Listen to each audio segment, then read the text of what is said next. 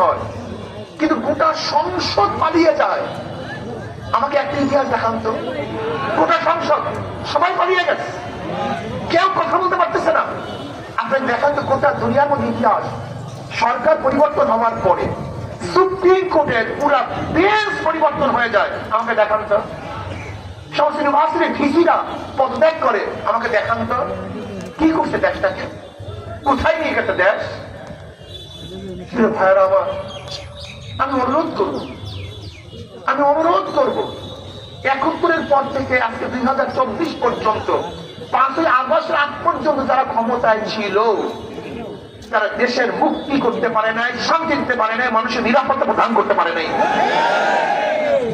৫ই আগস্টের পরে কি দেখলাম, চিহ্নিত একটা দল আবার লুটপাট, খুন খারাপি, চাঁদাবাজি শুরু করেছে। আগামীতে বাংলাদেশের মানুষ চাঁদাবাজদেরকে ক্ষমতায় দেখতে চায় না। এতদিন কি করেছেন, এখন ফিস্টুনি দিয়ে গোটা রাস্তা ভরে ফেলেছেন, কোন জায়গায় ফিস্টুনি ছাড়া দেখা যায় না। এতদিন কি করেছেন, আপনাদের কি শক্তি আছে আমরা জানি। জীবনভর পরের মাথায় নুন রেখে বড়ই খাওয়ার দল, আন্দোলন করা আমরা, আর ক্ষমতা যেমন আপনার এটা হতে দেওয়া হবে না ইনশাআল্লাহ। বাংলাদেশের মানুষ কোন খুনিকে ক্ষমতায় নেবে না, বাংলাদেশের মানুষ কোন ধর্ষককে ক্ষমতায় নেবে না, বাংলাদেশের মানুষ কোন চাঁদাবাজকে ক্ষমতায় নেবে না, বাংলাদেশের মানুষ কোন ডাকাত, বদমাশ, ধর্ষক এবং ২ নম্বর ৬ নম্বর থেকে আর ক্ষমতায় দেখতে চায় না।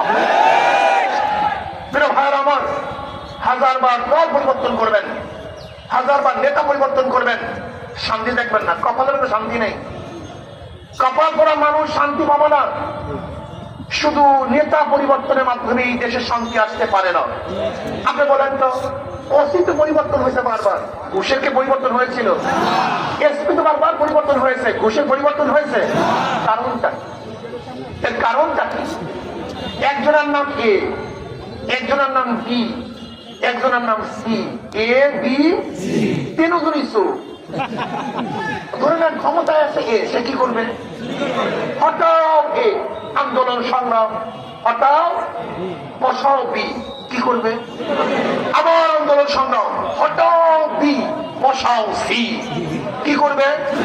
কারণটা কি? নেতার পরিবর্তন হয়েছে, নীতির পরিবর্তন হয়নি। দলের পরিবর্তন হয়েছে, নীতি আদর্শের পরিবর্তন হয়। কাজে চোরকে পরিবর্তন করে চোর বসালে চুরি বন্ধ হবে না, ডাকাতকে সরিয়ে ডাকাত বসালে ডাকাতি বন্ধ হবে না, ধর্ষকদের সরিয়ে ধর্ষক বসালে ধর্ষণ বন্ধ হবে না। এর জন্য পিশাব চরমনায় রহমতুল্লাহ হাসান শুধু নেতা নয়, নীতির পরিবর্তন চায়। আমরা দ্বিতীয়বার আর সরকার হাঁটাবার জন্য আন্দোলন করতে চাই না, রাষ্ট্র দিতে চাই না। আমরা এমন এক সরকার গঠন করবো যা আল্লাহকে ভয় করে, করবে না, প্রিজিং করবে না, ১০০ ধর্ষণের পরে সেঞ্চুরি পালন করবে না, যারা আপনারকে হত্যা করবে না, যারা খুন করবে না, গুম করবে না, ধর্ষণ করবে না, ডাকাতি করবে না, পরের মাল লুটপাট করবে না।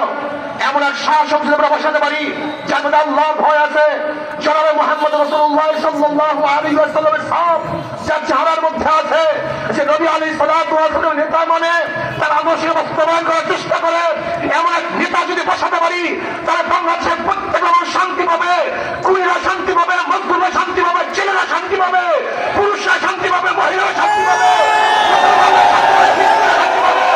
খ্রিস্টানরা শান্তি পাবে ইনশাআল্লাহ। আসুন কুলি, মজদুর, শ্রমিক, পাপী সবার অধিকারকে ফিরিয়ে দিই। আমার আফরাত লাগে, আমার দুঃখ লাগে, গরিবদের দিকে তাকান, গরিবদের দিকে তাকান আমার খুবই কষ্ট লাগে। এই কপাল পরা খাসারাপ দুনিয়াওয়ালা আছে না, দুনিয়াও বরবাদ, আখিরাতও বরবাদ। তুমি কার পিছনে ঘুরতেছো? তোমাকে কি দিয়েছে ওরা? ভোটের সময় ৫০০ টাকা চোরা টাকা ছাড়া তুমি আর কিছু পাও নাই। যে গুমদানি করতে, ফাঁসপ্রানি করতে, লুট করছে, সে লুটের টাকার ১০০০ টাকার নোট পেয়েছো, তাদেরকে ভোট দিয়েছো, কিন্তু শান্তি আনতে পারো নাই। এবার ভোটের সময় অবৈধ টাকা দিও না, হট্টাই আল্লাহ ওনাদেরকে ক্ষমতায় বসাও। তোমার খাদেম হিসেবে তারা কাজ করবে, তোমার প্রভু হিসেবে তারা কাজ করবে, তারা প্রসাদ করবে না, তোমার টাকা ভক্ষণ করবে না, তোমার অধিকার আমাকে ফিরিয়ে দিবে।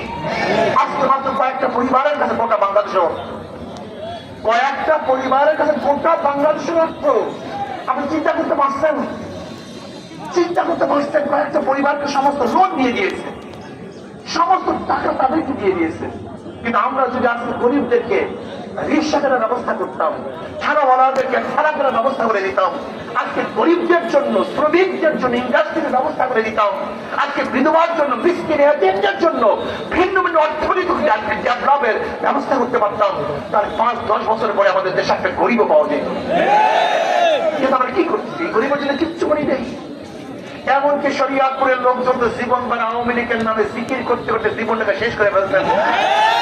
এখন পর্যন্ত ঢাকা রোডটা আপনি ঠিক করতে পারেন যে কপাল পোড়া শরিয়াতপুর, কপাল পোড়া শরিয়াতপুর, ঢাকা রোডটা ঠিক করতে পারেন। কত জীবন মানুষ আরো নৌকায়, বিজাও নৌকায়, দেও নৌকায়, এবারে নৌকায় না থানে না হাতে পারেই সামলা অধিকার বাস্তবায়ন হবে, তোমাদের চাহিদা পূর্ণ হবে, যেখানে বৈষম্য দূর হয়ে যাবে, সাম্য মানবিক মর্যাদা এবং সামাজিক ন্যায় বিচার প্রতিষ্ঠা হবে ইনশাআল্লাহ।